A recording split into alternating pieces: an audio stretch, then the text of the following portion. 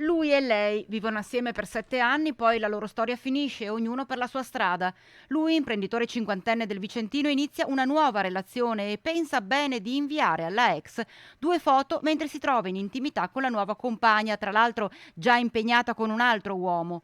Dopo lo sconcerto della ex, ben comprensibile, scatta la vendetta.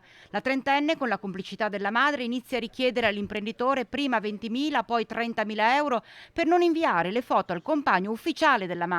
L'uomo, spaventato, decide di rivolgersi ai carabinieri della caserma di Via Emiliani. In accordo con i militari, il cinquantenne le dà appuntamento, si presentano la trentenne e la madre, 60 anni, si accordano su una prima tranche. Quando avviene lo scambio di denaro, 3.800 euro, escono allo scoperto gli uomini dell'arma che stringono le manette ai polsi di madre e figlia per estorsione in concorso. Per loro sono stati disposti domiciliari, i carabinieri hanno sequestrato anche i telefoni cellulari per accertare le prove del reato.